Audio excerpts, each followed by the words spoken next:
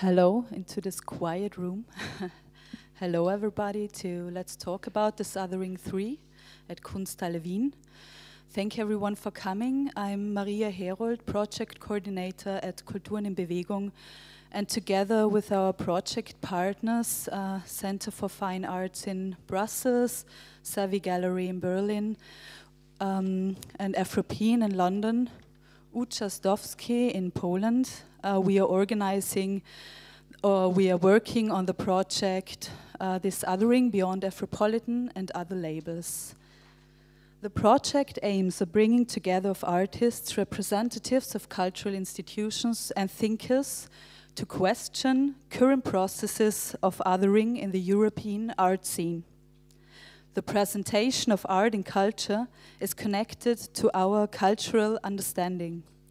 With this othering, we propose a concept which is not based on exclusion, but on seeing and reflecting ourselves in the so-called others.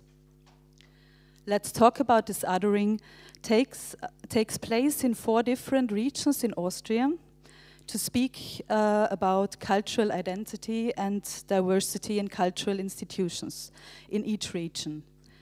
And within this project, we also do a mapping research, and my colleague Donika Hunter, she is the leader within this the mapping research in Austria, and she will let you know more about the mapping process.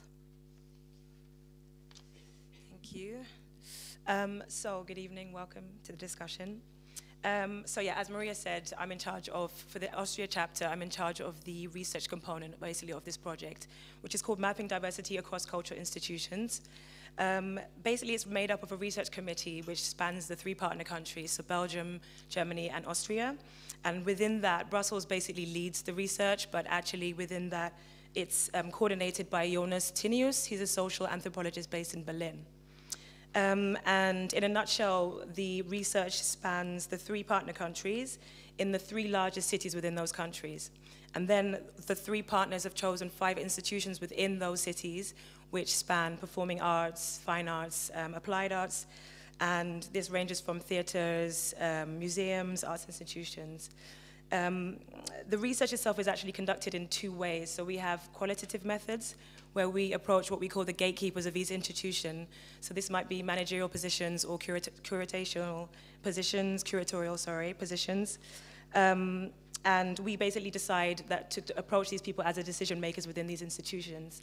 But then from that point, we do a quantitative method, and we have a survey which has been conducted, and basically the gatekeepers spread the survey across the organization and across all staff. And the final input is that we get all the information from the survey, we collate it, and then we're working with a specialist in data visualization, and we'll use all the data to actually visualize how mapping looks in diversity across these institutions.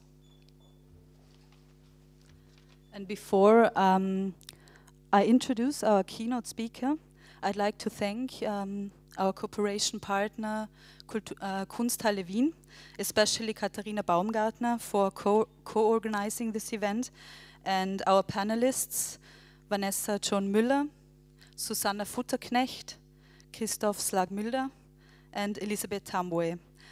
Our moderator, Adia Trischler, and Chilo, Eribenne. Chilo is a film, photography, video, theater, and music artist. Her work conveys socio-political themes and concept of home, domicile, and subjects such as fame, glamour, and capitalism. Her keynote today will be about how she was perceived in the Viennese art scene in the year 2000 and what has changed until today. I don't want to say more, and please welcome Chilo.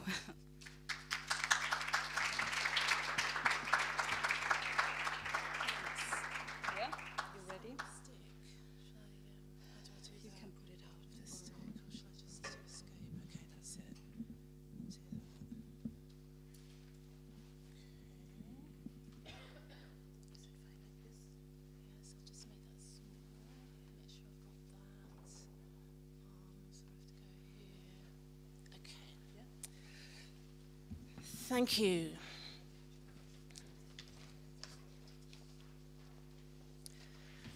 First of all, I'd like to thank Kulturen in Bewegung for inviting me here. It's such an honor. I'm really so pleased. Especially Maria Herold, thank you for inviting me to speak this evening. I'm really so pleased. So, when the world comes to an end, move to Vienna, because everything happens there 20 years later, is the title of my Afrofuturistic play about time traveling, identity, and fear of the future. It was written in 2016 and had its world premiere at Wien Festival the same year. I lifted the title, allegedly a quote made by the Austrian composer Gustav Mahler, who supposedly said, "Wenn die Welt einmal untergehen sollte, ziehe ich nach Wien, denn dort passiert alles 50 Jahre später." When I first came to Vienna, it was 1999.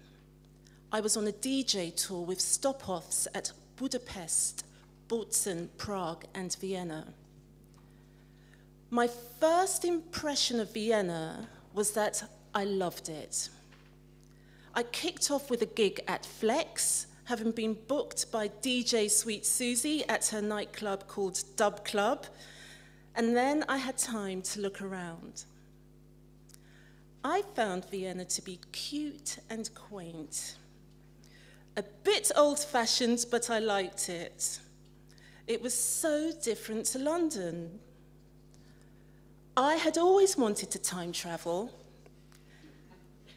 and had sometimes tried to place myself at various points in history, such as Victorian London or the civil rights movement in America because of the blatant racial discrimination. Yes, I really wondered what that was like, despite the obvious danger of violence or even death.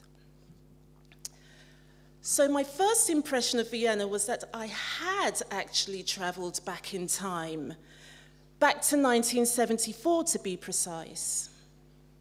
I thought it was like London 1974.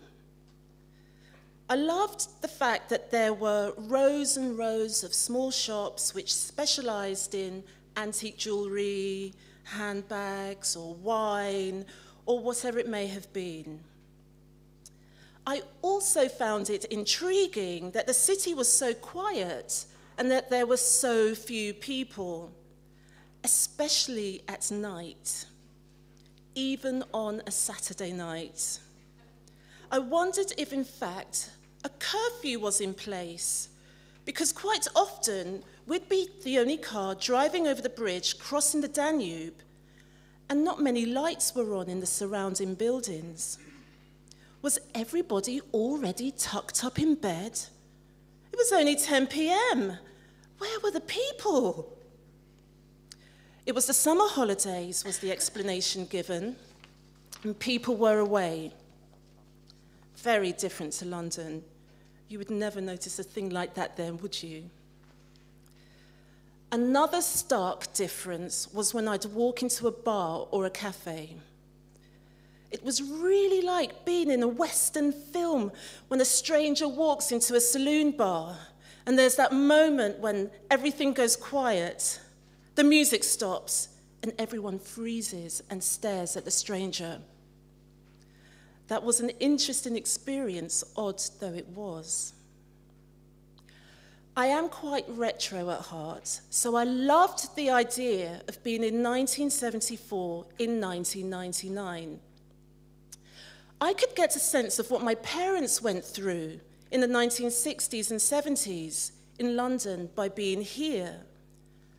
So much so that I kept coming back and made friends with musicians and artists, and the following year began studying at the Academy of Fine Arts in Vienna under the wonderful Professor Franz Graf.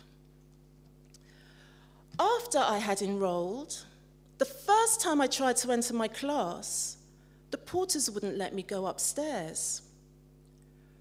My initial attempts to go into my studio were only successful after a phone call was made and a fellow student would come down and tell the porter that it was all right to let me in.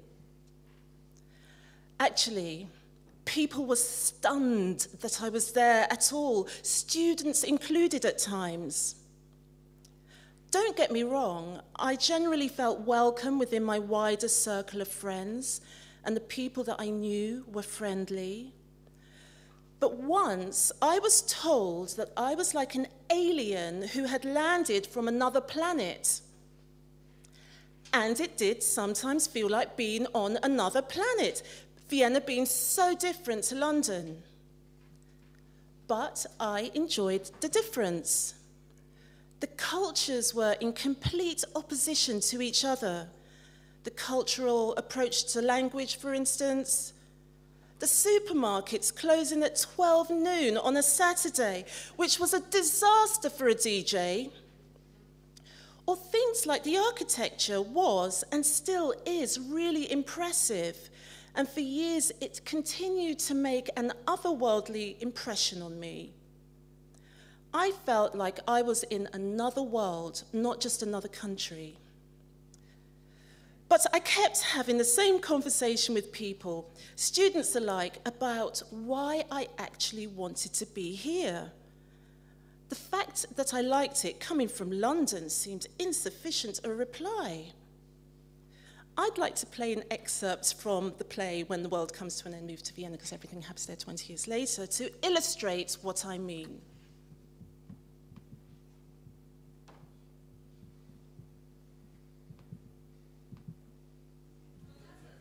Thanks for coming to meet me. No problem. Oops. I am interested in... Sorry. Hi. Hi, Where are you from? I'm from London. Oh, wow, London. I've been in London. The food was terrible. They gave us beans on toast for breakfast. It was disgusting. What are you doing in Vienna? I'm not sure yet, really. DJing, having a change of scenery. But why do you come here? Vienna is only a village. Isn't it better in London? When are you going back? This is only Vienna. Why do you come here? Vienna is small, London is big. So I was exotic for the Viennese in a positive and a negative sense at times. People, even on the contemporary art scene, couldn't get past my skin colour. I felt at times that there was the good black person, one from the States or the UK, and the not good enough black person, the one who comes directly from Africa.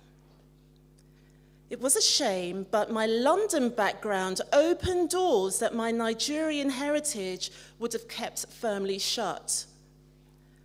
I admit, I did wave my I used to be in this Express flag every now and again, so I did find myself on occasion in fortuitous situations, but still at other times simply frustrated trying to navigate the art scene and be accepted amongst my peers, curators, and gallerists.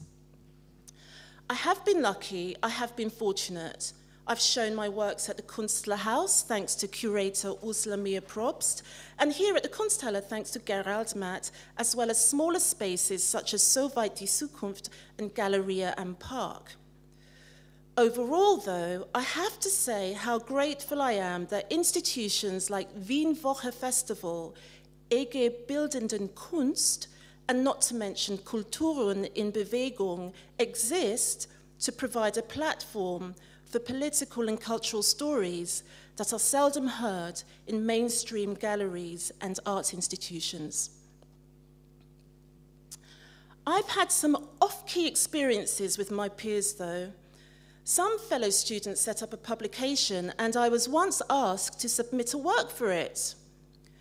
Well, it wasn't really a real request for a submission of work, rather it was for a copy of a letter that I had hastily typed up in my poor German on my friend's computer. He discovered it and really wanted to publish it in his magazine. He found my grammar hilarious and wanted to give the readers a good laugh.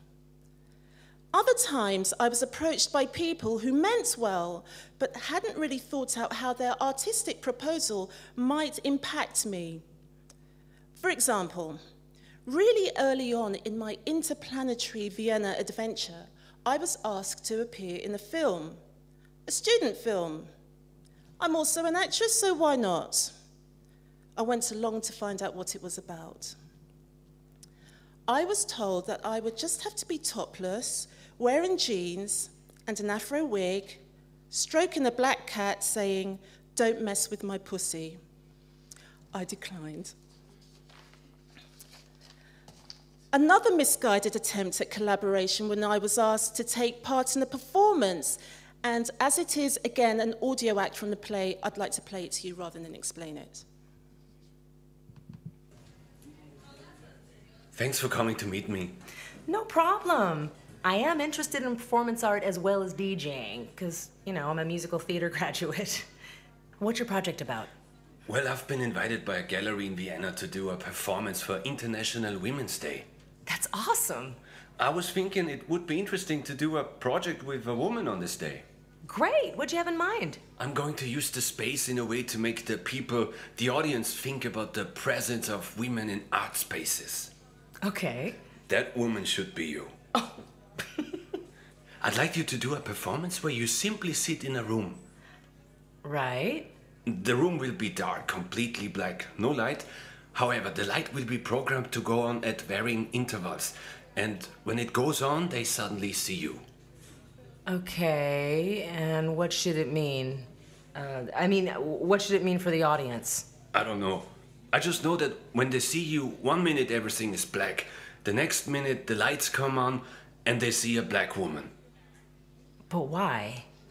I mean, why me? Why a black woman? I just think it would be interesting to see the reactions. The reactions? What's your motivation? I don't know. I don't want to define it. Are you interested?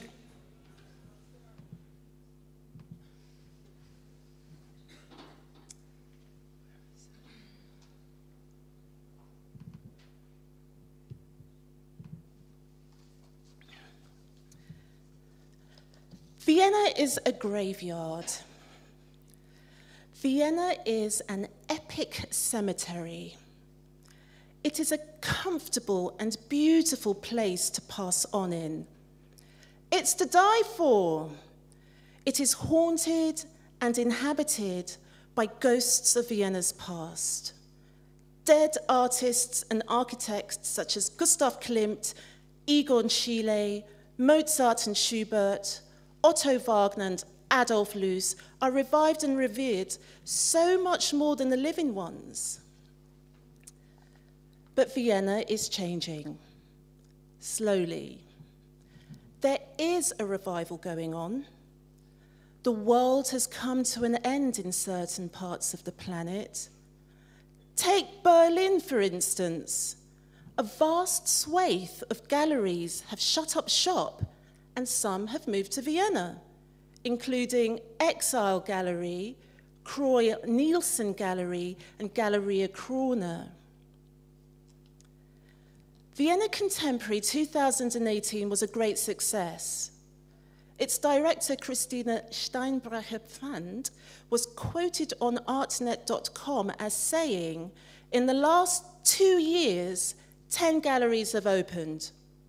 Gallerists such as Sophie Tappiner are collaborating with curators of colour such as Cedric Falk, as does Exile Gallery director Christian Siekmeyer.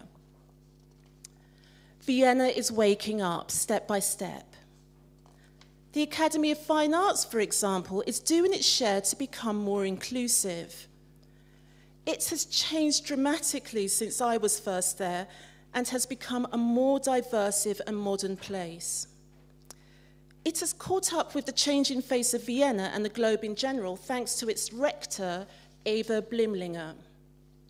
It addresses contemporary issues to do with migration, gender, racism, and inequality in general. Once, though, when I was studying there, a fellow student came up to me and told me about some feedback she had been given by a visiting professor from the UK on her work. They were beautiful collages of models from different ethnicities. She was told that she should not feature black models in her work because black skin does not sell. That piece of advice is being ignored and is a barrier that is thankfully being broken down as we speak. However, if black artists continue to be snubbed, gallerists will come along from whichever planet and set up shop featuring exclusively black artists, as Marianne Ibrahim Gallery has done in Seattle, for example. They will open up and pull in the collectors who are looking for works by black people of color. I've recently noticed on Facebook a fantastic platform called Female Photographers in Vienna.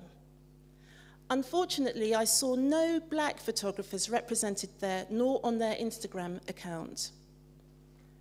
I know their platform is not an exhaustive database of every female photographer in Vienna, and of course, black female photographers are in the minority, but it just made me think maybe I should form my own collective of black female photographers and filmmakers in Vienna to address this imbalance. Works by black artists are in demand on a global level. For instance, African-American artist-photographer Michaelaine Thomas and British Oscar award-winning director-photographer Steve McQueen are listed in the top 500 selling contemporary and modern artists. But there is already a space for black people of color here in Vienna, and it's called Wide. It's an independent art space where black, female, and queer artists and writers are represented. They write on their Facebook page,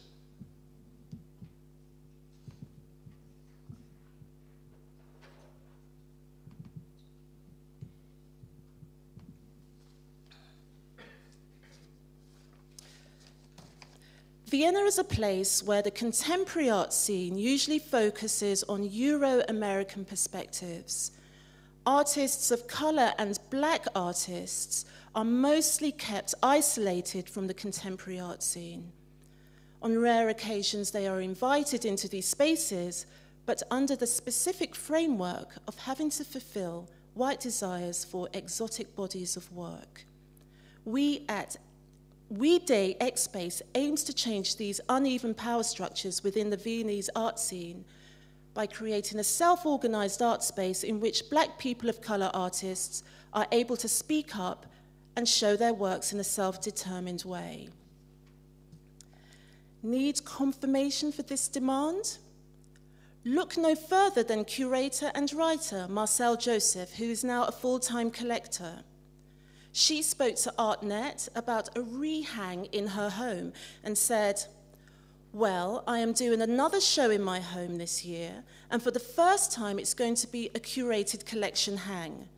The idea is to take down all the work by white male artists and get a female artist and a genderqueer artist to each design a set of curtains behind which those works will be hung.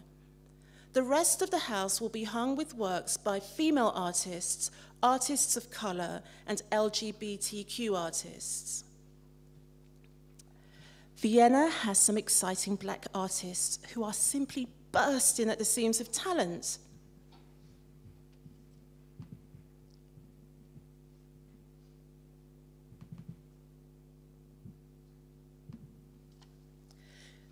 Take Pauline Marcel, for instance, who was born in the Caribbean and grew up in both Dominica and New York.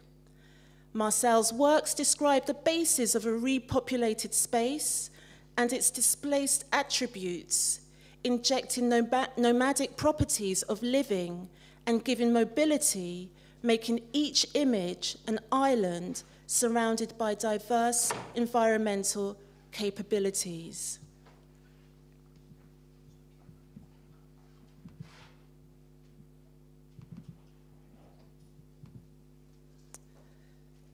Then there's the incredibly talented Ghanaian-born Amoako Boafo. Boafo incorporates elements from his daily life onto his canvases that are inspired by the interlocked social and political. His paintings function as an insight into his personal experiences and at the same time can be read as resistance against society's racist structures. I recently read on the Facebook wall of a photo curator at Kunsthalle Wien, Verena Kasper-Eisert's post, Im Zweifel für den weißen Mann, die große Weltverschwörung. When in doubt, choose doubt, the great world conspiracy. It is an initiative that she started with others and is an open letter with a petition for signatories concerning the domination of white males in art institutions. This got me really excited for Vienna. Kunsthalle Wien are part of the organizational team for next year's photo festival Eyes On. Although Kasper-Eisert was not part of the selection process, I'm curious to see how many of the photographers selected are black people of color and female. I welcome the day when race and gender are of no importance at all, when I don't have to do identity politics in my work in order to strive for equality, but to simply focus on my artistic expression. I'm looking forward to the day when Vienna is once again in pole position as a leading city in arts and sciences, as it once was when Gustav Mahler was alive. Gender, race, all immaterial. It is possible and not utopian if it learns from its past. I'm looking forward to the day when people say, when the world comes to an end, move to Vienna, because everything is happening there now. Thank you.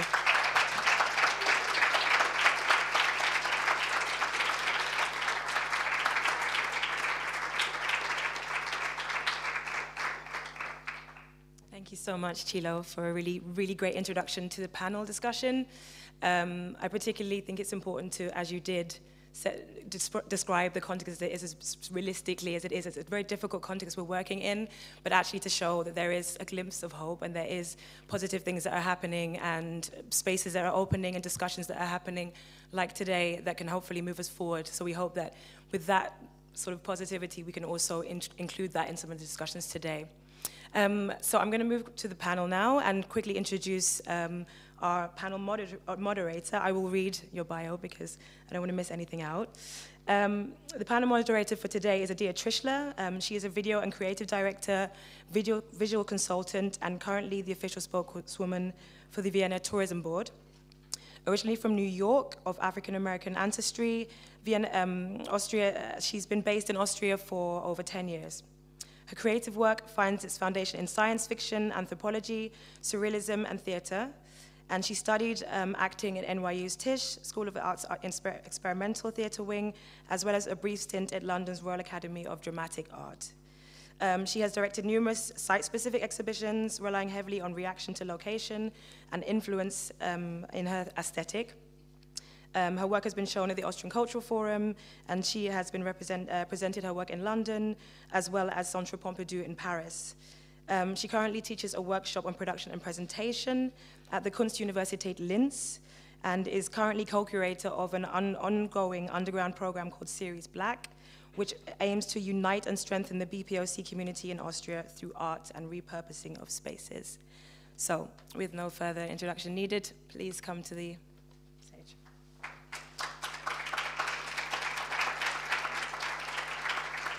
Hello, hello, hello, hello. Thank you, Kultur und Bewegung, for having me here. And before I start, I would, of course, love to invite the panelists up so I can introduce them all. So come.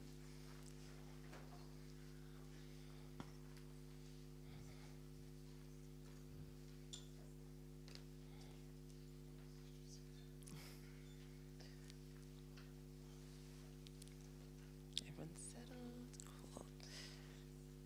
So, before we start this discussion tonight, which I think is going to be, and hopefully will be, a very necessary and reflective and empowering talk, I should start, like I said, by introducing our panelists.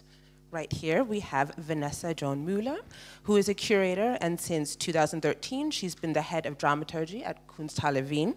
Prior to her work in Vienna, she was the director of the Kunstverein for the Rhineland and Westphalia in Düsseldorf, research curator of the project European Kunsthalle in Cologne, and curator at the Frankfurter Kunstverein. Next to me right now, we have Brazil-born Suzanna Futterknecht, and she's an exhibition manager at the Austrian Museum of Applied Art, where she organizes exhibitions and projects in the field of applied and contemporary art and design. To my other side is Christophe Slagmuylder. He's been the general and artistic director of the Kunstfestival des Arts since 2007, which is one of the most groundbreaking festivals in Europe, dedicated to the multidisciplinary and international contemporary arts. In October 2018, he received the prestigious Prix de la Critique together with the Kunstfestival des Arts former artistic director, Free Leysen. And since 2018, he is artistic director of Festwochen Vienna.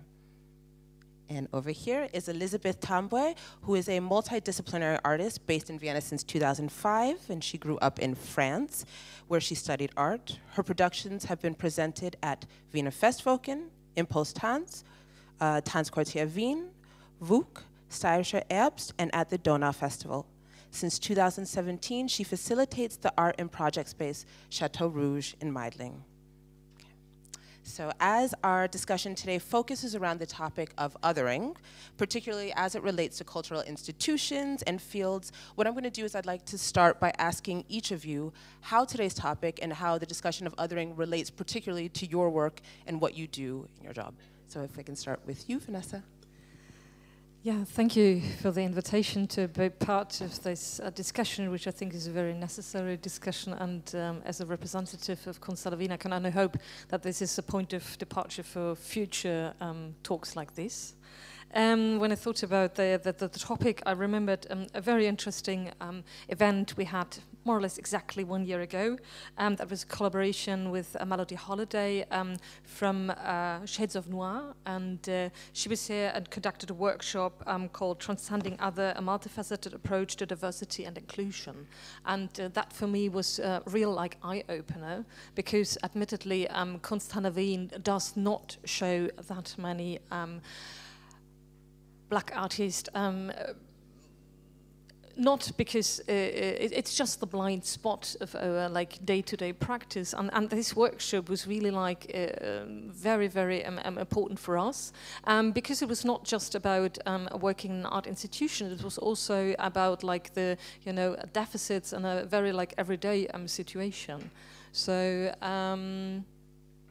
Yeah, I had a look at our exhibition history. We had Adam Pölten in our last group exhibition. We had Benilde Hirzan, an artist from Angola, in one of the group shows, but that's it, unfortunately. So that's a real black spot in our program, and I promise in the future we will perform much better. But also, I mean, the subtitle of Kunsthalle Wien is "We're the City of Vienna's Institution for Contemporary Art and Discourse." So I think also on a discursive level it's very important to talk about this issue, and that in a way is far easier to include a broader variety of voices and perspectives. Thank you very much. And Sana? I think people who are being othered are often excluded in the cultural field. It's likely a reflection of our society. Other people often have to build up their own communities, making up their own spaces where they can feel comfortable or have an own space or not being othered. So I admit to your opinion that POC people, black people, artists are excluding in this field. Yeah. And Christophe? Yeah, is it working? Oh yeah, fantastic. Yeah, first of all, thanks for inviting me. I feel a bit the other tonight for many reasons, but also because actually in this city I'm very new. I just arrived 2 months ago, and everything is still very new and to discover for me.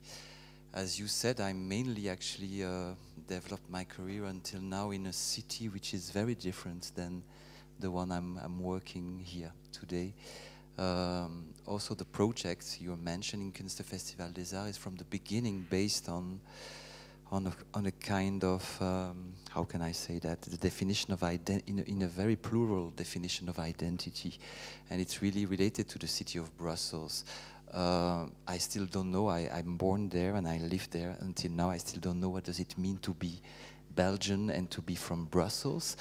It's a super tiny country where nobody knows exactly what is the common history of this country. The diversity of the population living in Brussels is really, I think, yeah, it's very difficult to compare with another city, and the lack of strong, I mean, you can say, of course, London, Paris are incredibly multicultural society, though the British identity or the French identity is something very strong and very dominant. But in a city like Brussels, since there is also a lack of, let's say, common history to relate on, I think it's a city where it's quite easier to feel also part of the city and of the culture of the city, while not being born or while not coming from, let's say, a family of ancestors being born there. So let's say that the philosophy of the festival was from the beginning also based on this plurality of identity. It was also the idea of creating an international festival, multidisciplinary festival, where notion of borders were constantly also questioned. And yeah, on that level, I'm really curious to see this institution, which is the Wiener Festwochen here in Vienna. What does it mean, and can it does it have to be transformed, and how can it be? Does it have to be transformed in the coming years?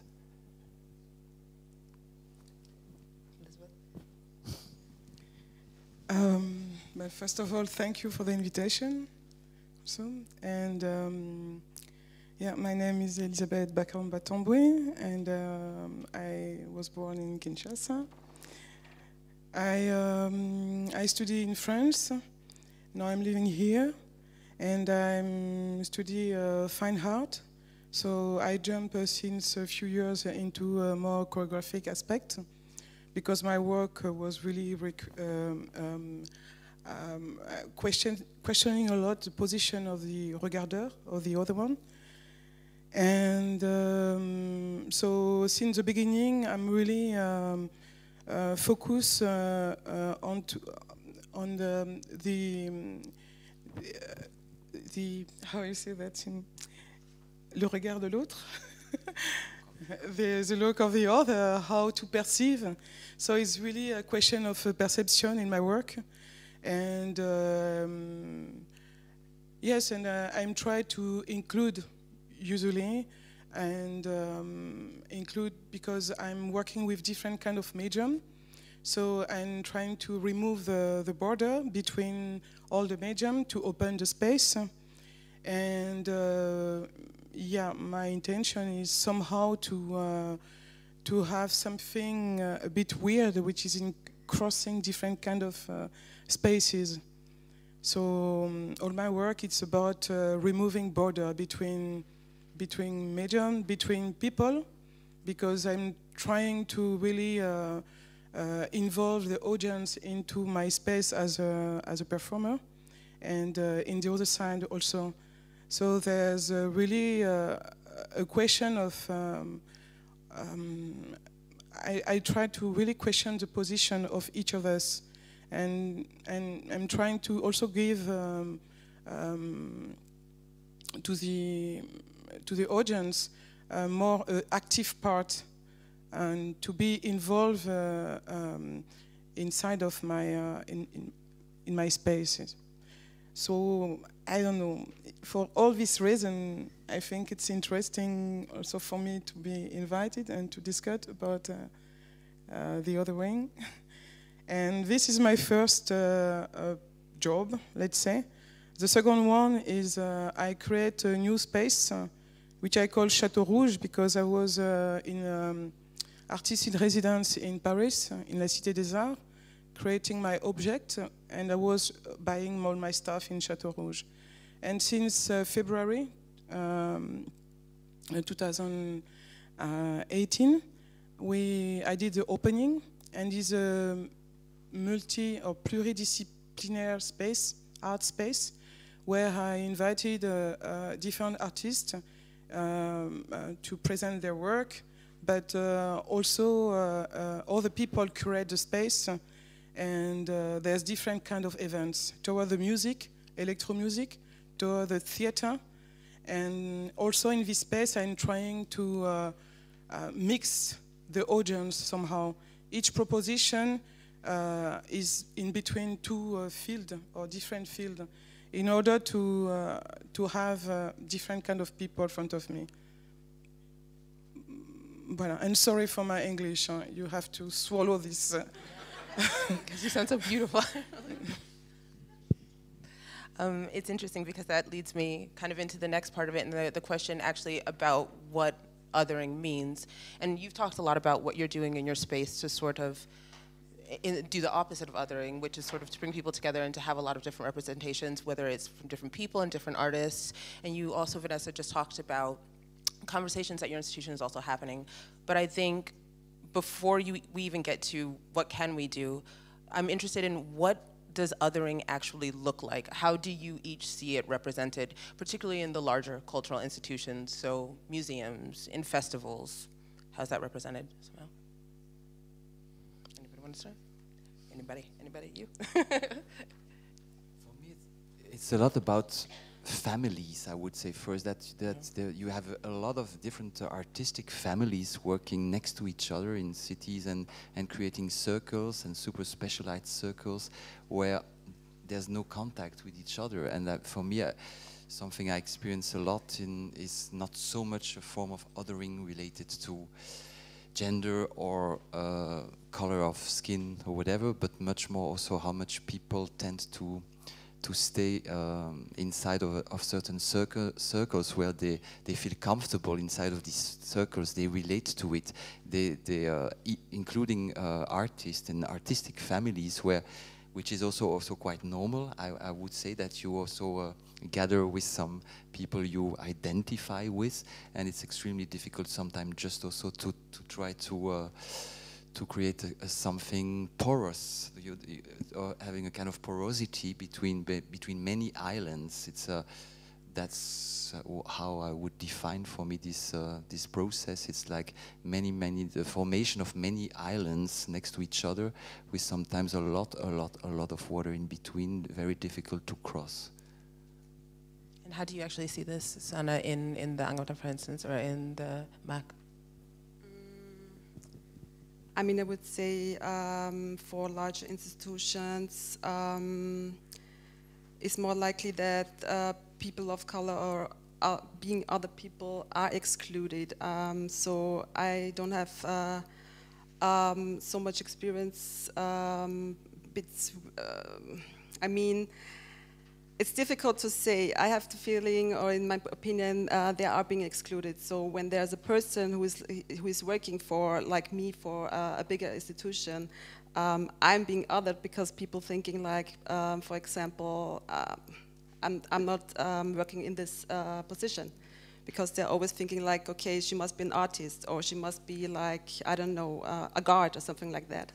So first of all, there are no people like me or people of color in certain positions, or in the creating or of the process, in the processing of this whole process. Well, yeah. It's interesting that you say that, because that's also sort of part of this question as well. I mean, when we look at the larger institutions, do you feel like the practices and what we see and what we define as othering is coming down to a lot of who's been staffed within these institutions and the programming? These are the people that are creating the programs. This is sort of how this entire thing starts. I mean, yeah. We just restructured our little library at the Kunsthalle because we wanted to focus on contemporary art. That means we wanted to get rid of all the books on modernism, expressionism, etc., and just looking at the titles of even like recent exhibitions, I mean, you get the full picture of like othering. It's still like, you know, the exotic, the lost paradise. I can't remember all these titles. So I mean, we all work in, I would say, more progressive institutions, but if we look at the really big museums that do these blockbuster shows, I mean, lots of these exhibitions, they are still based on the idea of like us versus them, us versus the exotic other. And I think it still needs some, dialogue and also like education and quotation marks. And I mean, I do not talk about the decolonizing of collections. We had Clementine de Lis at Kunsthalle twice.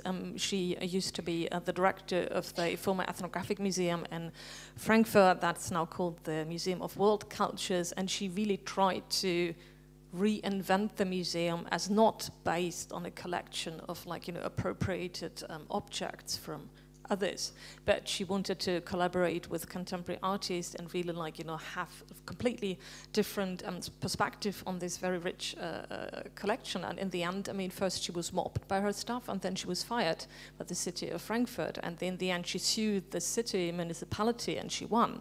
But I mean, that's, for me, it's a quite telling story because it also has a lot to do with like institutional structures. You not only have to convince the directors or the curators, I mean, you have to create an awareness amongst everybody who's working in institution, and therefore I think it's absolutely necessary that more black people, people of color with their like experience, work in institutions and really like in key positions. And also for me, a very good example is the recent Berlin Biennial. It was created by Gabin Kobo, and she focused almost exclusively, there were some artists like who are not black artists, but she was just like, okay, let's do it this way. And if you look at the criticism, and it was really like, you know, something where people thought like, oh wow, how can she dare? But it was just like, you know, the other way around. I mean, if there's like, you know, a regular like biennial, you have like a few, it sounds cynic, like alibi artists, which are not like, you know, the usual like, you know, white famous artists, but if you're all of a sudden like, you know, confronted with like a very different lineup, it really like opened the visitors' eyes. And I was there for the Previon, which I also liked as a gesture. They did not include the country where the artists were from on the labels. So all the curators were like, you know, but where is this artist from? As if it made any difference whether somebody is from Berlin or from Nigeria. So it was all about the work. It was just like, you know, forget about what you know, just look and get curious and do your research. It's interesting because even what you're saying about this whole system that's set up, obviously from the beginning of us versus them, that also goes back to a lot of what you were saying about identity politics. I mean, obviously people want to be able to identify perhaps with the work that they're seeing and with the artist that they're seeing. And I think that is a vein that runs through a lot of these institutions. But I'm interested actually in Elisabeth, because you've been working in festivals here, like with Impulse Tanz and all of this, and what that to you looks like as an artist, or what you've witnessed in terms of, or if you've witnessed anything or felt anything in terms of othering when you've come up against these very white European structures. I mean, my position is already quite transgressive, no? Because I'm a woman, I'm an artist, I'm black, and I'm evaluate in the space, in the world art field, which is basically quite white. And I have the feeling just to be me, it's already something which is crossing and questioning the other one. So, and I just have the feeling that sometimes it's question of to do it in the easier way and quickly done, to choose the artist for more for his color of the skin, more of what is represented physically, and because it's I think it's more about this economical stuff, you know, that it's easier to sell and to promote somehow, because you can say, okay, voilà, I have the work of a black woman, and if you have a festival which is focused on that, if you receive money from the Union European, so it's like a easiest way. But the only thing is, of course, we had the feeling that they make our skin become kind of gel, you know, because we of course have a different kind of reality, and we are coming through our art, and to be a nigger, to be black is not our job. So it's always a big work, you know, and to try to convince people for the system which you propose in your work, for the topic which you propose in your work, and usually like to be focused on the motif. I mean, but I'm sorry, but it's happened sometimes also some exception. I was invited, and this for me was like, I was just thinking, this is a start point. Maybe things will change. Because I was invited during the Impulsstand Festival to work in the Momok, and there were nothing about colonialism. There were nothing about all those topics which we like to they like to involve us, which is quite interesting. It depends how you present it. And but I was invited to redefine the actionisme viennois. And it was quite interesting because I got, first of all, the best critique. And so I was just thinking, yeah, it starts. Maybe I will be invited another time. But they did again another focus, and there it was finished. It was done. So I don't know if for people sometimes, I don't know if it's the audience who react and the programmer try to follow, or is it the programmer or the institution who propose something and which stack and freeze the idea of your work through to the audience? I don't know if I'm clear. No, definitely. It's interesting because it brings into things, once again, like the exoticization that happens within these fields, and you just talked about how necessary you feel like, in terms of this programming advancing away from these stereotypes, it will become necessary to staff these institutions or to have a more diverse staff within these institutions. But I don't know, do you feel, because before you said that it's, or if I understood you correctly, you said that you feel that a lot of this comes down to identity, and identity is something, obviously, that is beyond race and gender. However, these are these identities that we still hold very much to. Do you believe that diversifying these staffs is important, or do you think it's beyond and separate from that? But it's, of course, very important what Elisabeth just said. I think we are in a moment where I think there is much more representation of artists from different colors in programs since several years, but also, of course, we also feel so much how much they have to still represent, not so much themselves and the work they are doing, but they of course represent some. Yeah, it's not by chance that they are there. They also repair maybe also many years of ignorance, disinterest, and disothering. And now they are invited always to illustrate actually how much we are open from the Western society. We open ourselves to the other, and I think that's this terrible passage that we are living at the moment in many institutions. And I really hope, and I really believe also it's a bit, I don't see also any other ways. I think it's so important, it has to be like that at the moment. It annoys me a lot also sometimes just to see that, oh my God, this artist is not invited only because people estimate a lot the quality of the work, but it's also because it fits very well into some quota and some intentions. It annoys me a lot. On the other hand, I also understand it very well, and I think it's quite important to go through this moment, also hopefully to go beyond it. And what is really important when I was talking about identity issues and also this lack of identity in Brussels, that I actually think is very important and very positive. When lack of identity can sound a bit like strange, but I see it more as I could do an international festival in Brussels by inviting artists only from the city in a way.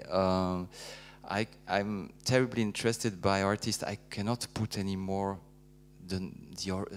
where do they come from? Because of course in every program you put they are from Congo, they are from Lebanon or whatever, and the most interesting artists sometimes is like, what is relevant to put Lebanon or to put the city where actually now they live since 10 years? And how much also I really believe, yeah, that we should go extremely beyond this kind of very reducing way of looking at identity. Something that you mentioned before when we're talking particularly about having the staff within these institutions also be people of color, and you mentioned, which obviously must happen a lot, that getting people to believe that you work there and that you're not an artist, because obviously brown people are artists, of course, is something that you come across a lot. Do you feel as though in your role and in your institution, are you being made to feel like a spokesperson very often? Do you feel like it is part of your job to also push these institutions and to sort of infect them in a way that they can also get beyond this idea of the exotic, the stereotyped? I mean, not at all, because I'm lucky that I have really like a word, open-minded co-workers, and so they're giving me a space, yeah, to talk and to listen to, and I mean, personally, I think. A person like me in an institution is always like, yeah, I am other. And of course, for other people, this is like maybe, how can I explain that? Some, yeah, I'm sorry. Yeah. Also vielleicht nicht ein Vorbild, not a role model, but like a person you can look at. Okay, there's in a white society, almost white society. There's someone, okay, who looks like me, maybe, or there. It must be for me. It's like really important to make that it's that's possible to work there. It's possible to break. Maybe these old hierarchical structures, and to open up and make some and be aware that this is really important. Yeah, that people of different be other people living, working with this process and working with the people. So you see it more as a blessing than as a burden, ultimately. Of course, I see it more as a blessing. Yeah. No, that's great. Coming back to this ideas of stereotypes once again, maybe one of the most delicate issues, particularly I would assume, in the contemporary art world that we deal with is getting away from representing these stereotypes, and that calls into question the representation of traditional art. Do you feel like, or whether it's traditional fine art, whether it's traditional artistic performance, do you feel like these are shows and that these are exhibitions that should still happen, or do you think that in order to get beyond this place of exoticification, this is something that we should look more towards a modern and contemporary approach to what the diaspora is creating? I'll ask you first, Vanessa. Sorry, I'm staring at you. No, I think it's still very necessary to show this art, to show these objects, but of course from a contemporary point of view with all our knowledge, and also it should not be done just by us. So we should find like alliances, we should invite other people and give them a voice, also give them the power to select.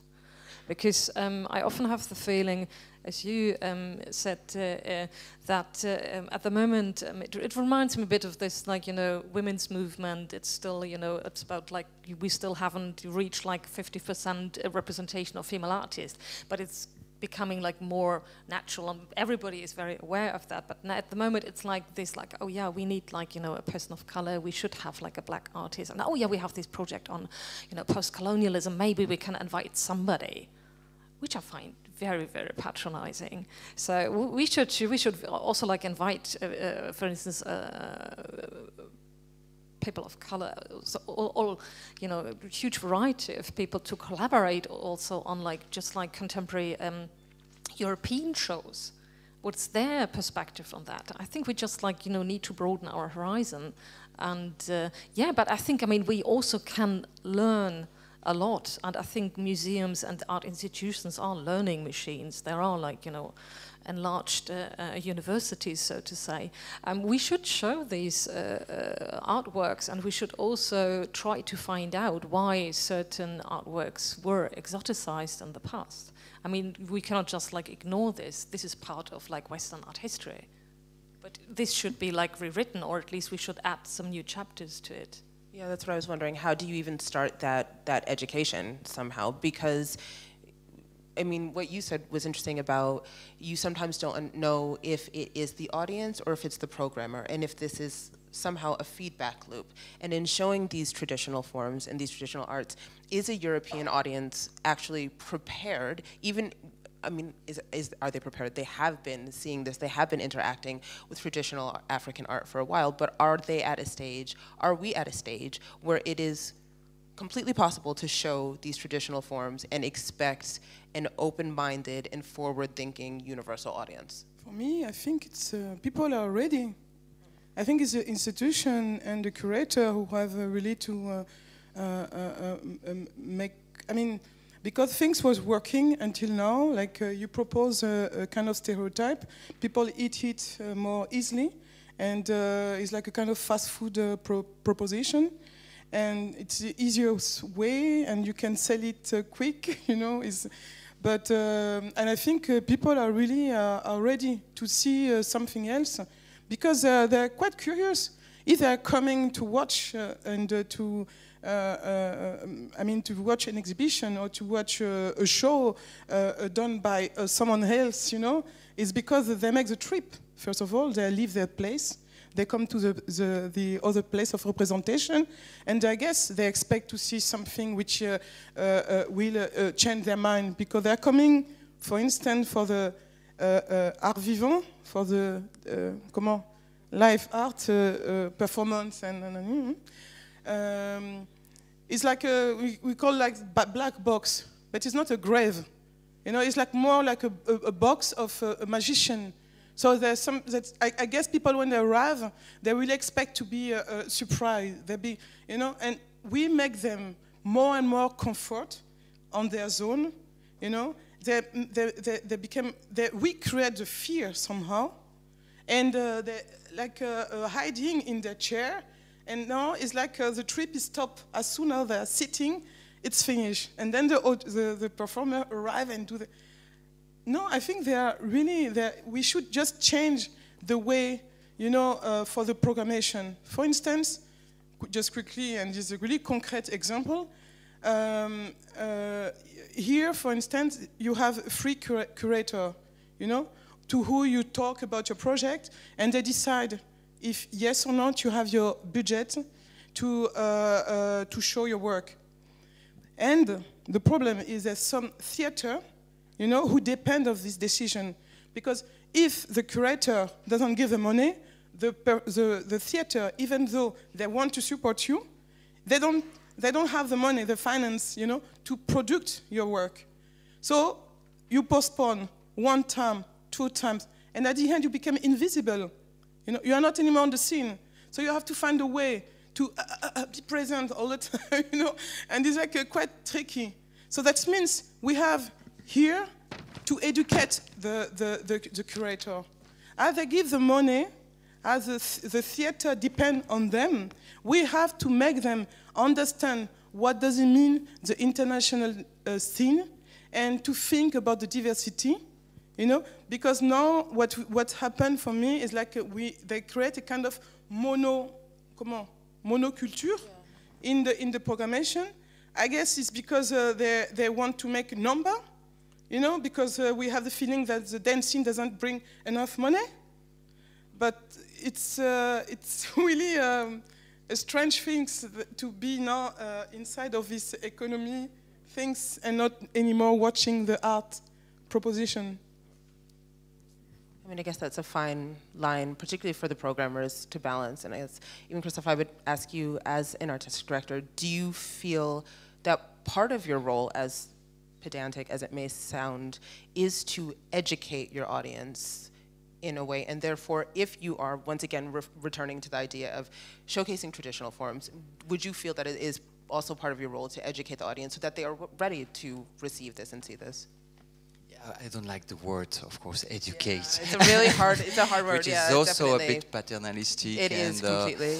But of course, it's to create encounters, to make encounters possible, and we are really there somewhere in the middle. Actually, on one side you have artistic creation, and on the other side a potential audience. And how can we create this encounter is super important.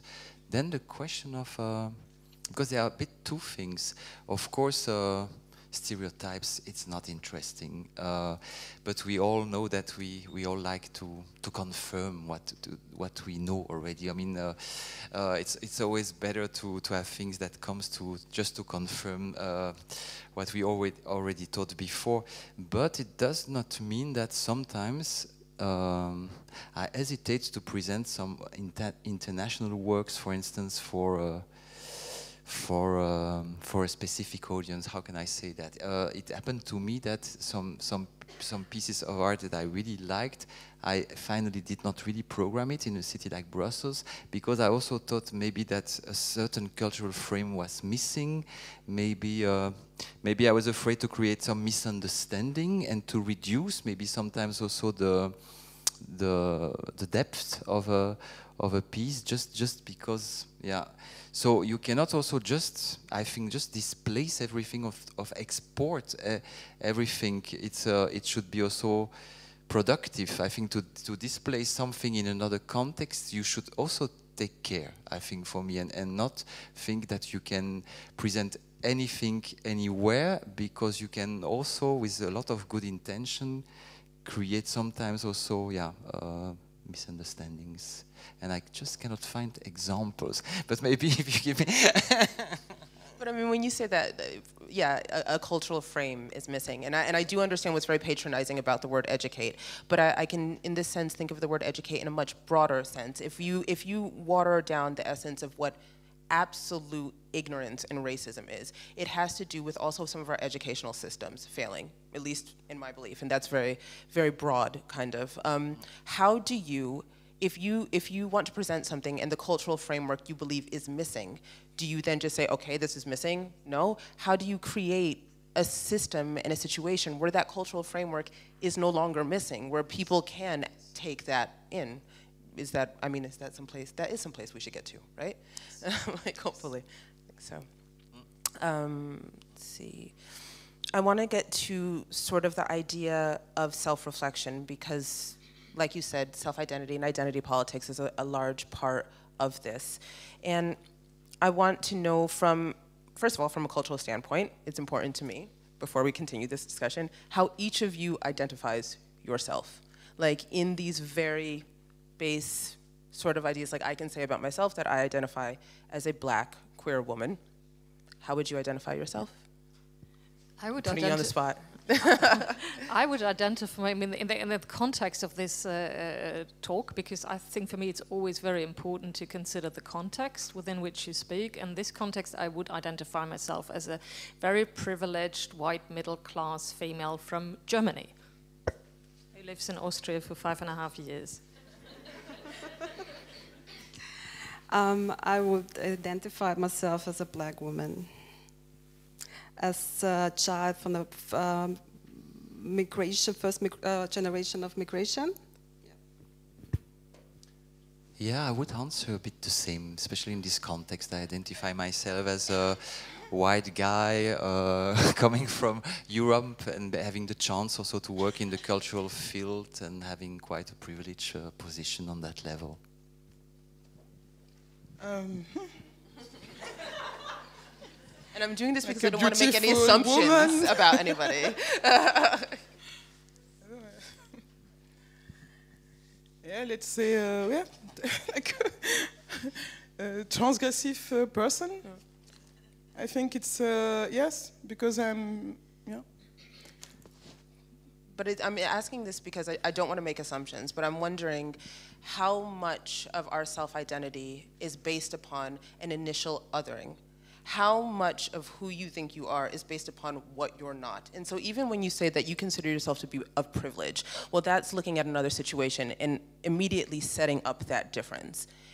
is it possible to get past that? Is it possible for cultural institutions to get past that? Even within the programming, can you get to a place where you say, we're going to do this, and we've created this cultural framework, like we've just said, without comparing, if we cannot do this as individuals?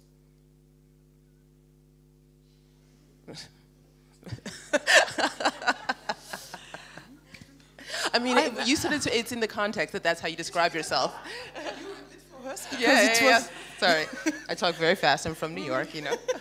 I'm saying that one of the reasons I asked this is because a lot of our self-identity has to do with comparing and saying who we are in relation to what we are not. And what's interesting is that they both talked about their privilege. Well, we can talk about privilege because we can see who is not privileged.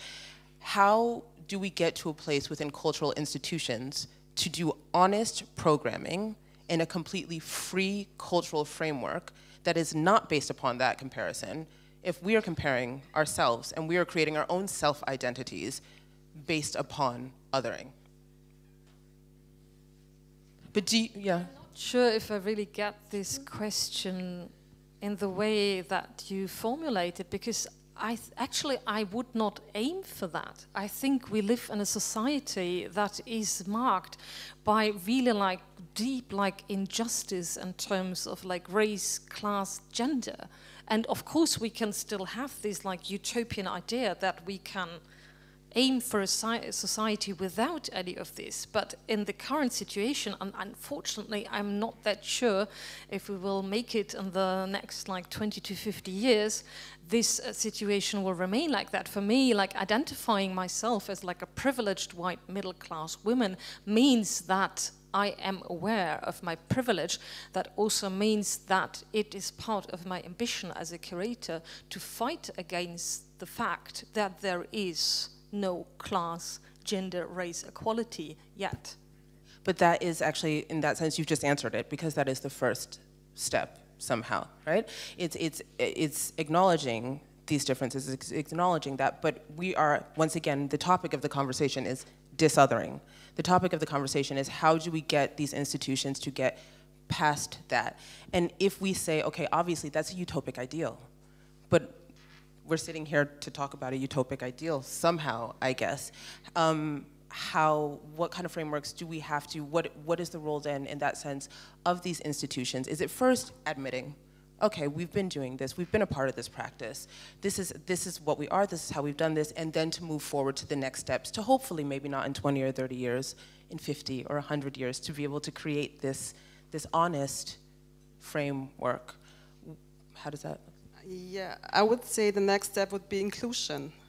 We mentioned before, we have to include people who are being othered. We have to build accesses, and in this whole process, we have to make more diversity in the exhibition programs, yeah? And of course, I can understand the point, but I truly believe that it's possible to change something. Yes. And you mentioned before, for instance, when you're seeing artists and you're seeing works, and then we have labels, and underneath it, how important is it to say where someone is from? And it's not, but at the same time, it's as though it's still important for us to define who we are, and that is a form of labeling. Do we believe then that maybe still labeling is important within? But for me, I mean, I had a feeling that to have a label, kind of etiquette, you know, it's of course you need somehow about the work, you know, like. When I say the work, is really your artistic writing process, and which is evaluate. But there are certain points where you will, I don't know, work on this element or this element. So it's important to refer to that. So of course you will be the artist who's doing this in this moment. But what I think is that you can make it happen on the work, but of course not on the person, because it's like to enclose the person. The person is like a diverse, and I'm still fighting about this idea of a multiplicity in one, you know, that you have a different kind of reality. And, but then there's somehow a moment where you are focused on this kind of thematic, on this kind of reflection. So, of course, by doing this kind of programmation, you will invite this artist, because we know that in this moment is like that. Focus on porn or food or I don't know what, you know. Is really, each person have his common focus, and voilà. So like a huge difference between labeling oneself and being labeled. And I think we should definitely stop label other people, but if they decide to label themselves as whatever, I think it's fine, because that can also be a possibility. Yeah, no, that makes a lot of sense. I guess you kind of just got to the point, and one of the last things I want to say, which sort of to a degree brings us together, is how do we actually move forward into this deconstructing of this, and how do we get to this point where we can deconstruct the process of othering, and particularly in that, what role can art play? Maybe I'll start. Actually, you have a lot, or you have been saying a lot about this. What do you think that art, and particularly as you're coming, and your one of your strong backgrounds is performance and dance, what role do you think these forms of art can play in deconstructing these ideas of other?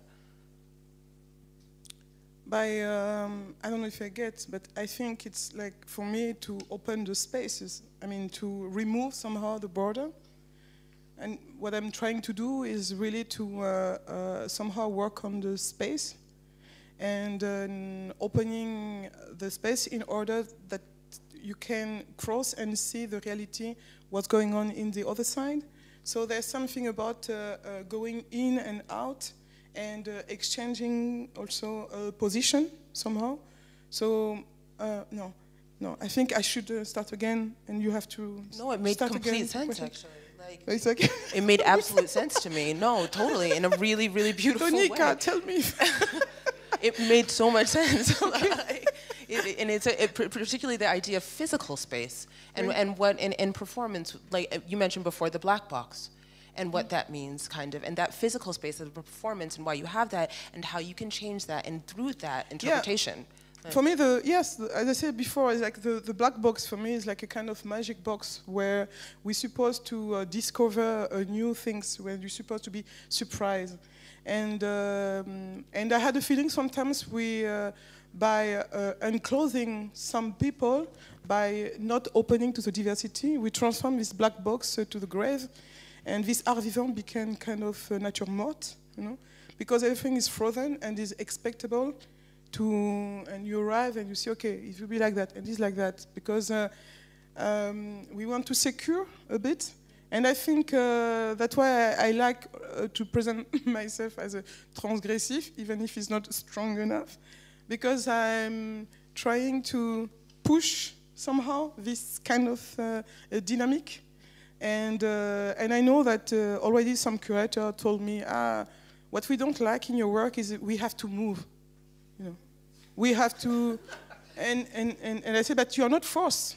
You know, in my work you're not forced. It's not like I do something where you have to go there, but it's better to go there if you want to have another view, if you have to have another fragment of the situation.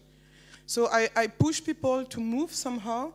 And just that, it's like transgressive, in a way that you force the other one to re-question, to redefine his position toward the other one. So it's already something, a kind of ballet, what we are doing all together, in order to, because nothing is really fixed, there's no real center. And well, my brother told me, make some short sentence if you want people to follow you. Don't make short sentences. Don't. No, really? No, don't. Everything you're saying it makes a lot of sense, actually. And it's a very beautiful idea of it as well, I think. What do you think, Christophe? What role can art play in this sense? But the two things, it's art and it's institutions. We were talking about a lot of institutions. They should just be questioned all the time and be renewed all the time. That's the only possibility. And I think that it's a process that it's also that I can observe little by little. In some institutions, I think it should be much more. It should just be this kind of transformation, which is the same process that art is also. Art is there also to make us. It's a transforming experience for me, definitely. Yeah. Transformation, absolutely. It's a lot of what you're also talking about. That and forcing of a transformation. Yeah. So it's a forcing of like a transformation. What do you think? I think I basically said that. Can I get the question again? Yeah. I'm sorry. No, it's okay. What role do you think that art can play in the process of disothering? Of disordering.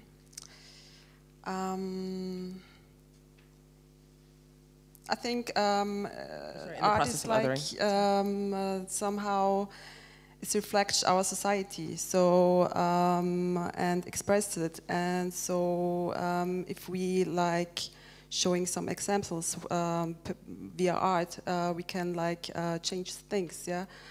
Maybe in our society too. So I truly believe that art can play a really big role in destruction, this othering, or in destruction, the system of the otherings. Yeah. It's actually even what you're saying. It sort of builds upon what you said before. You felt your role in your institution was that even showing that what you do is possible and that a brown person can be there, not as an artist, but can be in this sort of role, well, then you're presenting an image that people didn't already have. And in that sense, I guess what you're saying, that's what art for example, also yeah. does. And Vanessa? Well, I mean, the contemporary art world is a very privileged sphere of attention, and we should definitely take advantage of that and use it in order to strengthen debate on disothering and make it like more popular in a positive sense, to also get our audience to think about it, people who are not like, you know, people with like university background who are not familiar with these kind of discourses, and you make them aware that it's something that we can only like collectively reflect on and work on, because otherwise nothing will change. So make this like a common thing, that, and also like ask for like solidarity and input, and yeah. Because, I mean, I'm not that sure of like art itself. I mean, and actually it's not the task of art to solve this problem. It's a very like institutional problem. It's really like a structural problem, and that's what politicians especially say quite often, like, you know, yeah, but then artists can do something and they can really like, you know, change something. It's definitely not their job. They do a terrific job, but they should also have some kind of like, you know, aesthetic freedom and just like work on their creations. It's really, it's us to blame, you know, the curators, the programmers, and the cultural politicians, etc. They should provide like, you know, more financial resources, but also like, you know, encourage institutions to do that, and give them more space for discussions and discourse. That means like less focus on just like pure numbers of visitors, for instance. I don't know. I noticed there was something different.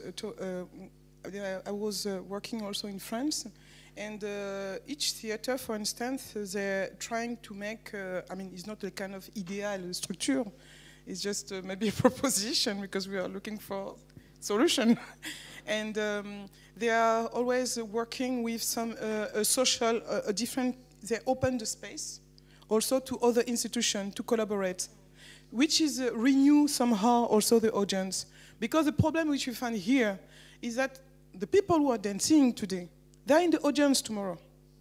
And the next day, they're jumping. So it's like something completely masturbatoire, where everything is turning around like that. And it's really difficult. It's a bit neurotic, no? It's like, and I found that nearly a symbol of what's going on in Europe. When you close everything like that to protect yourself, because they like, people like to say, I'm privileged, but you know, it's suddenly, yes, we want to keep this privilege and this high position, but it's like just killing a space, you know? And it's like that, we transform this black box, magical box to the grave, you know? And I think if we do already kind of renew of the audience by working with different kind of institutions, by collaborating, you know, because now it's like everybody want to be exclusive, and distinctive. No link. So, and I guess by changing the audience, it will create also a new dynamic.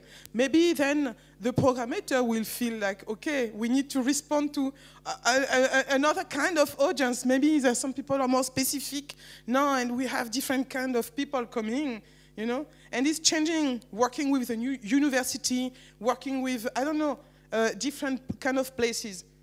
I have the feeling we want to keep so much, like, no, Town Square, people want to keep this exclusivity, you know, that not to lose this kind of, cette hiérarchie, cette noblesse de place, non? Comment on dit? This position,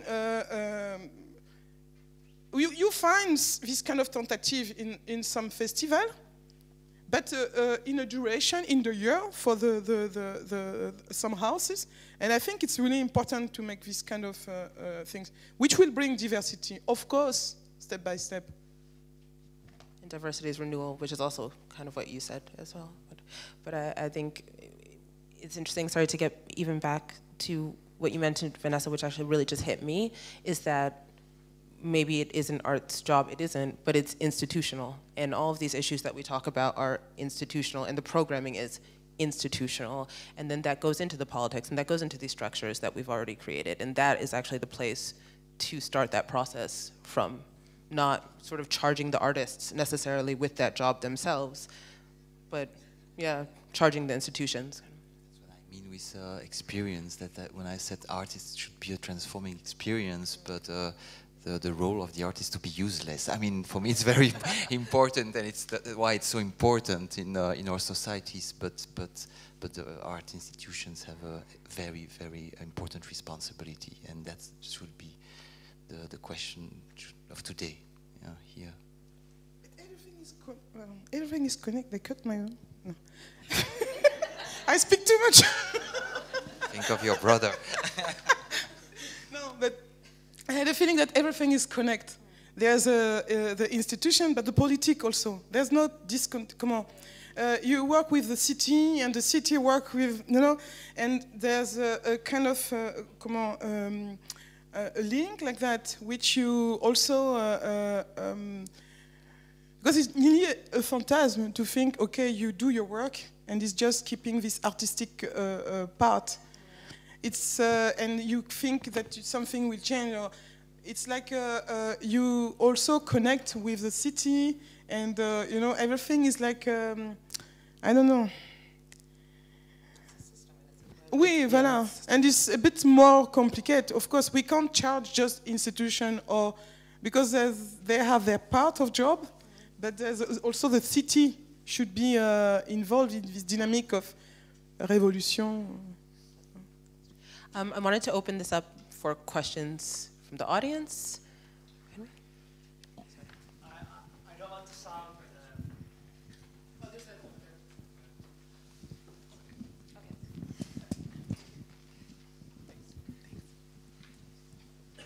Thank you. I don't want to sound pedantic, Vanessa, but I actually remember that in 2004, Yinka Shinovari has a very big exhibition here at the Kunsthalle.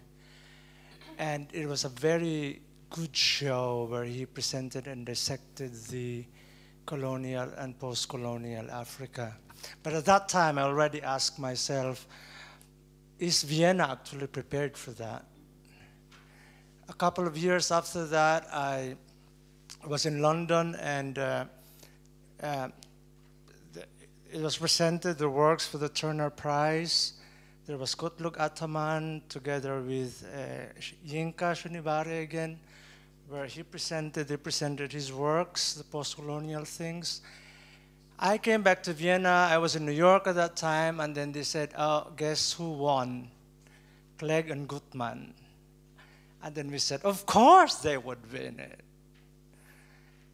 And so I go back also to what Chilo said, that maybe Vienna has improved, or it is improving, which I think is also improving, but not sounding like a prophet of doom. I wonder if it really is the case in Vienna, as Christophe mentioned, that there is this family of art, or where people share together a certain paradigm in their minds. I have been very active with contacting very young artists, contemporary artists in Vienna, students at the Academy for the last 5 years. And what I really observed, Chilo, is that, and this is nothing I admire, I love his works, you know, Julian Goethe, Richter, Daniel Richter, Buhach also, and I love them. I love them as Academy professors. But what I have observed is that I could even name right now 20 names of people from Denmark and Sweden. And these are mostly students that they have taken in the last 5 years and more. And then in the last 2015, I somehow noticed that there was a lot of people from the Middle East admitted into the Academy of Fine Arts. And I was just thinking, is it being politically correct, or is it just a condescension or patronizing of these people who are trying to express themselves? So my question is Vienna really prepared or open? Or is it really the institution, like what Vanessa had said? It's not just the institution, but maybe the psychological makeup and the socio-anthropological position of the Austrians. I think, I mean, unfortunately, it's still true that Vienna is always 20 years behind. I mean, I was very happy that Anthea Hamilton just had a show at the Secession, and I was like, wow. And just to, like, not to defend myself, I was only talking about the time at Kunsthalle when I was involved in the program, more or less. I mean, there had been, you know, other artists before, but yeah, still.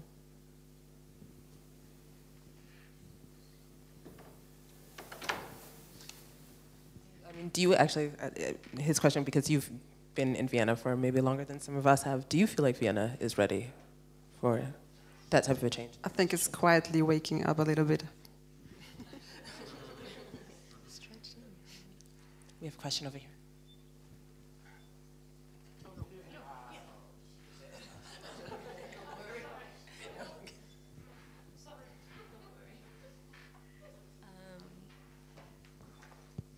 Hi. First of all, I think we did hear a lot tonight, and thank you very much for all these contributions. But I think we didn't focus enough on institutions, because I think what you do, I salute what you do, because it's very hard, and we're facing very hard times to hook up our own spaces.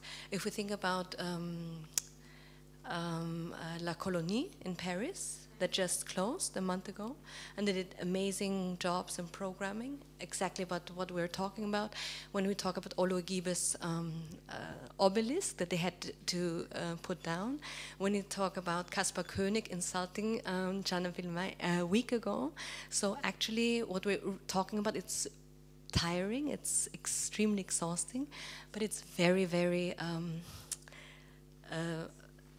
important. And I think one of the most important things is what I think someone said something about monocultures, and I think it's not about what we represent in museums. And I think, I'm very sorry to tell you, but if you only include 2 people of color, this is not an offense towards you, but it's very lazy.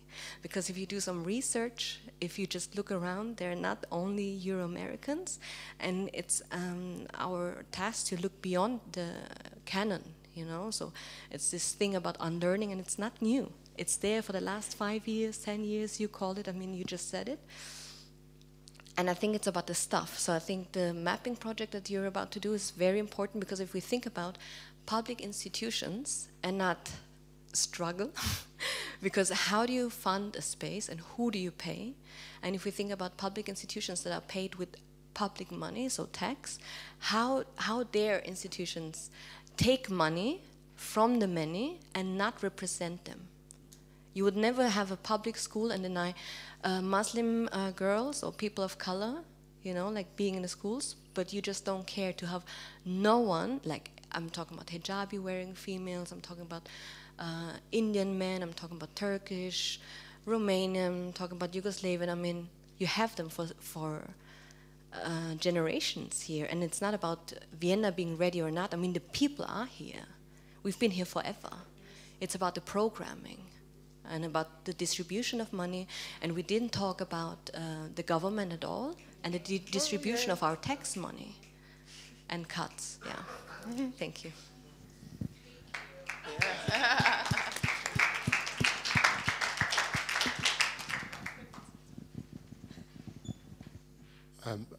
First of all, I want to thank you all for a very nice program. I have 2 questions. My first question goes to sorry, I forgot the name of the lady with the Francophone accent. Elisabeth. Oui. Ah. So, you want my full name? No problem. Alors, Elisabeth, Bakabamba, Bamana Kwamba, Mwambuyi, Tambwe. It's finished? Yes. Okay. My question is, I heard you use the word collaboration a lot. I feel like sometimes it's an oxymoron trying to like elaborate more on collaboration in a system that is built on competition. So I don't know, maybe you can enlighten us a bit more about how you expect this collaboration to work in a system that thrives actually on competition. My second question goes to, I don't know, anyone from the audience. And my second question is about the fact that I think, like, I'm thinking different to this idea that Vienna is late. Maybe Vienna is just being honest. Yeah, maybe, you know, other places create a bubble which we all swim in, but beneath it, the racist structure is similar everywhere. Maybe Vienna is just being itself. I'm just asking. Thank you.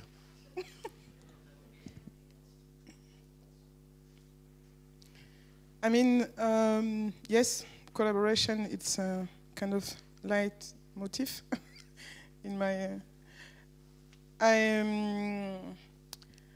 my first idea also to respond to you is like to create a space.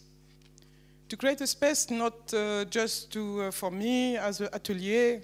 I did everything. The parquet, I was checking in YouTube how to make it. I did it. So come please. You are more than welcome to propose something. And in this place, of course, there's something about charge because you need to pay the rent, you need to organize some events in order to pay the place. But there's also some artists who are coming who doesn't have support, who doesn't have money, but have interesting work or reflection. And what I'm trying to do is to let them the space. And then when I'm doing also some events or when we are trying to create some salon, they are more than welcome to participate and so like that I don't have to pay the artist, but the artist also, it's like a kind of exchange. So, and I'm trying really to meet a different kind of community of artists. And because it's the best way, I think, to really be more open. Sometimes when you are confronted with people from your field, there's a kind of protection, there's a kind of rivalry, a kind of competition. And when you meet other people from other community, and suddenly there's a possibility of a collaboration, and it's more based on the kind of artistic work, and trying to find a way how to present it, and of course to invite people to come to see the result of the research, of the work, of the collaboration, in order to get some fee. What I'm trying to say is like, I'm trying also to get independent from the city. Because since 2 years, for instance, since I opened this place, I don't receive any euro from the state. Neither for my work, neither for the space. And hopefully, I met many and different artists who came to support by doing some activities, things, and exchanging in order to raise something. So we are trying with different of collaboration to be more independent. But I don't know if I answer. I don't know if you understand even what I say. I don't know if it was clear. I wanted to say something, and actually I wanted to ask you a question, because a lot of what you said, what is your name? Sorry. A lot of what you said is really interesting, and the fact that we hadn't talked about politics. To be fair, I think most of us can agree that what's happening with the political situation here is a mirror of what's happening in the Western world. And that when we talk about institutions as well, institutions are also, like you said, our educational systems. Institutions go beyond cultural institutions. They go to our hospitals, they go to our politics, they go through these systems that have been happening for a very long time. And what we see now is a reinforcement or a doubling down, I believe, of a system that has been in place for quite a while. Recently, I was just, or 2 weeks ago, I was just in Atlanta. And last week I was in New Orleans. And an interesting thing about this is that these are two almost predominantly black cities. It was very interesting in that sense to see how that was reflected in artistic institutions somehow. New Orleans is 70% black. Atlanta is more than half black right now. And then you go to these institutions, and that's actually really represented in what you're seeing as well. But you talk about, a question that I have for you is, you're talking about, we haven't talked about the institutions, we're not talking about that. We have these people that are here, but you don't have the teachers representing them. You don't have the teachers representing the student body, which is something that we've seen across the world. What do you think, where's the first place to start with that, even if we're talking about our cultural institutions? I don't know if I understand your question correctly, but if you ask me about programming, I would say, who's the person in power to do the program? Because if you think about your program, if you would curate your program, your agenda is very different than from the agenda of, let's say, MUMOC, who would have a theme. Or if you think about the Austrian Cultural Forum and think about their yearly theme, let's say gardening, or let's say this or that. But while we have gardening or book, we have very pressing topics, you know, like, I mean, on the risk of sounding pathetic, but people die, and for many people that's the only outlet to create a space to engage with things that they cannot grasp is art, maybe, you know, to be pathetic. But it's very important to give people spaces in order to express themselves, in order to understand, in order to also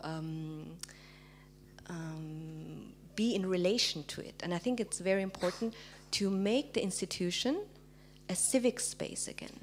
Not only a space of representation for whatsoever agenda is, but for the very people that ideally are part in one way or another, be it educational programs, be it open houses, be it, I don't know, programs that are for free, be it, I don't know, Target Friday, you know, or be it.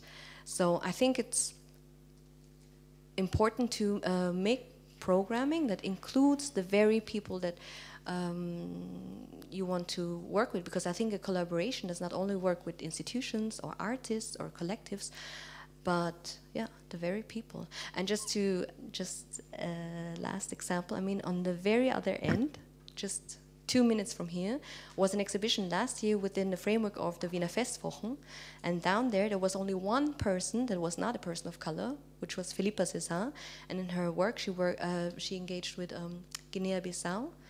And so anyways, Joanna Confra, Jean-Pierre Bécolo, a lot of people were invited. So it's not a matter of, oh, we're in Vienna, we're sleeping. No, it's about what are the means, what do you want to talk about, and how do you want to engage with it. So I'm not sure if this really answers No, totally, your thank you so much. No. Okay. Any other questions from anyone? No, I mean, I'm totally on your side. I mean, institutions have to open up, and they should also create something like a public sphere, because I think there is no real public sphere in the traditional sense out there anymore. But also, I mean, it's extremely hard. Kunsthalle Wien has been trying for almost 5 years now to get rid of admission fees. We want to follow the British model. We want, I mean, we are, as you said, like, you know, we are financed by the city of Vienna, and it's in the end it's taxpayers who pay for this institution, and then we're not allowed to give like free entrance to everybody. We did that for one exhibition that we were allowed because it was like pre-election, so it was considered like, you know, a pro-Vienna social democratic support system. And then of course you can look at the numbers, and it's really like, you know, striking. All of a sudden it's not only that you double the number of visitors, it's like a real diverse audience that's all of a sudden interested in what you do, and then these people discover that you have like education programs and other things. But it's sometimes also quite frustrating because, for instance, I don't get it. What's the problem with getting rid of admission fees? But the politicians say like, no, you're not allowed because it's like a municipal institution, and then the other municipal institutions will be under attack because they still have like, you know, admission fees, etc. I mean, we still try because I think it's one very important step, but yeah. No, we have pay as you wish on Sunday. So every Sunday it's pay as you wish, and there's no problem if you say like, I don't want to pay. I mean, nobody would say anything. We, on the contrary, invite people not to pay. It's just like the only thing that we can do is pay as you wish, because that's accepted. But we could also call it like semi-free Sunday. I just wanted to know if anyone is familiar with Brian O'Doherty's institutional critique. He talks about this very much so, elaborates eloquently and comprehensively regarding this topic. And as you mentioned, what's your name? Lean Han, okay. As you mentioned, and I was back here snapping because I was in full agreement with what you had to say. Unfortunately, this topic of the institution, kind of we're sort of kind of dancing around it at the moment. And I know that that is not, or I am guessing that that is not the purpose of this particular panel discussion. However, I think it still is the underlying issue here when it comes to what is causing us to have to even have this discussion in the first place, is that we aren't even acknowledging that the institutions are being controlled, because unfortunately art education has been commodified, and because it has been made so, those who are in control of monetary means can control everything else. And I think it's beautiful that we are trying to reverse the power by having those individuals who are kind of in the field and working with the artists, having these conversations and having this awareness, this wokeness. However, I think we still have to acknowledge that the people that need to be having these conversations are not in the room right now. And that's the issue.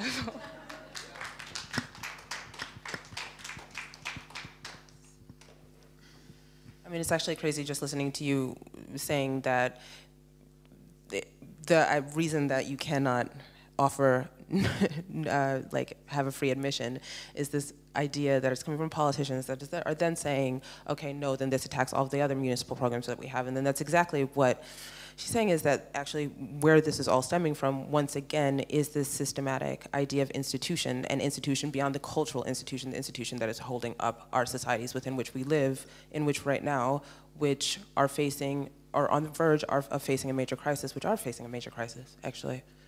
And that's affecting so many different areas. Any other questions? Anywhere back there? Yeah, hi. I'm sorry I came late, so I wasn't here for most of the discussion. I came late because I was on the march, you know, the anti-Nazi march. I mean, I don't know if people know that's been going on every Thursday and it's not getting reported. I mean, if you're saying who controls the institutions? Well, at the moment, Nazis are controlling the institutions. And it's not going to be the same in Vienna as it has been many years. It's going to probably change for the worse. So everything you're talking about now, I think, is only due to get worse, actually. And sometimes, I mean, the only person I met at the march today was a woman I know, an older woman, an artist, and she said to me, not meeting any artists at this march. And I'm just disappointed. I'm just fed up, actually. Sorry, I can't talk anymore. I just have to respond to this. I mean, I'm really also not at all fond of right-wing politics, but please don't call the new right-wing politicians Nazis, because it just isn't correct. You know, yeah, well, also coming from another nation with also a very problematic political history.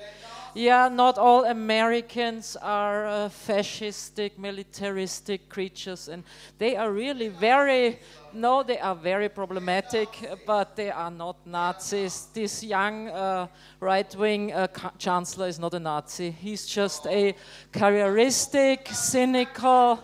No, we must get our terms right, or else nothing will ever get better. No, political terms must be correct. Okay. Hold up. Political terms must be correct, even the critical ones.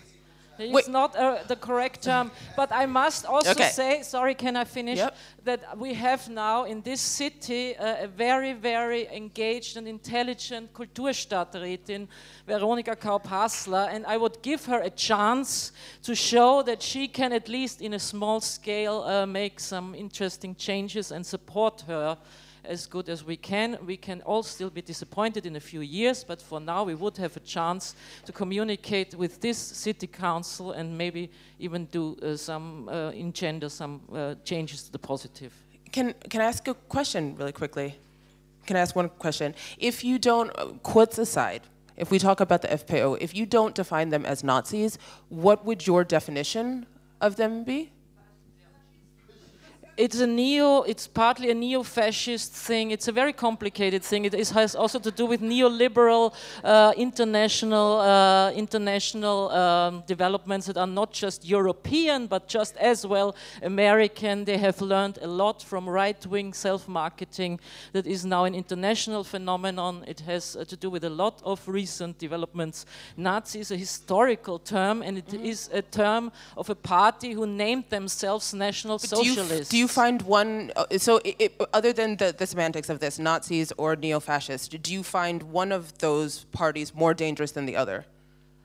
That's okay. We have to discuss this at length, because on the one hand, FPÖ is more dangerous because it's part of an international right-wing bloc.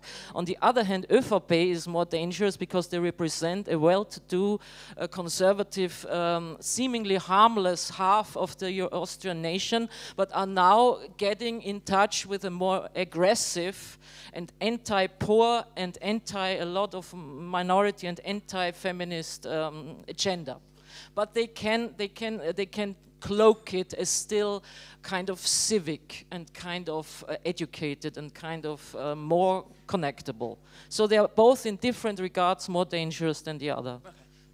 Well, then it's a question of semantics. Yeah, then that's semantics, basically.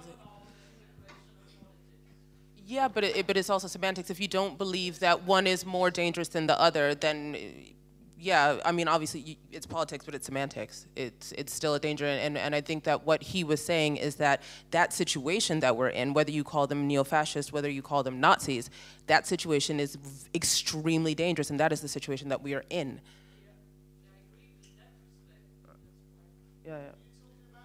Yeah. Is that okay? Sorry.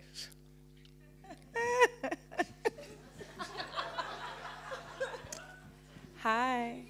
Denise is here. This is very reminiscent of a conversation that was just had at the Welt Museum, right? Because the Welt Museum, can everyone hear me? The Welt Museum basically exists as just kind of like a storage room of much stolen art that was stolen through colonialism. And recently when they reopened, they asked artists to come in and sort of like critique the institution. And then at the closing discussion, none of the people that had any institutional power to change anything were actually at that discussion. So it was a very valuable discussion with the artists that participated in that exhibition, and then it was effectively boycotted by anyone that had curatorial power, right?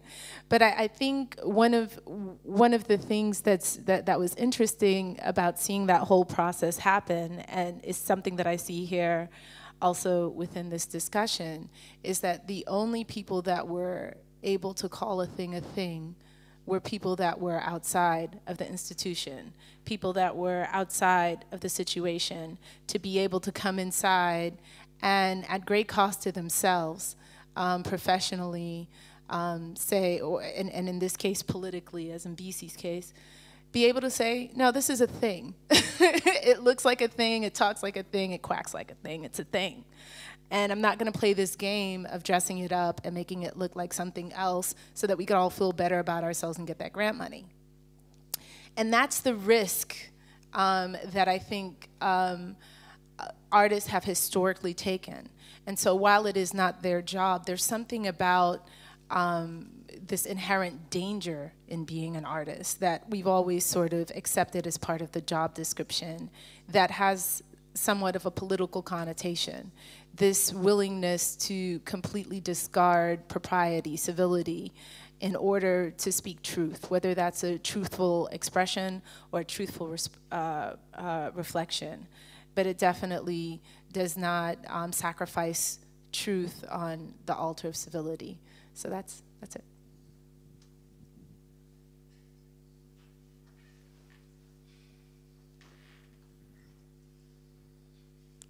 Okay. There's no more questions, topics, semantics, no? All right, then I think that's it for today. Thank you.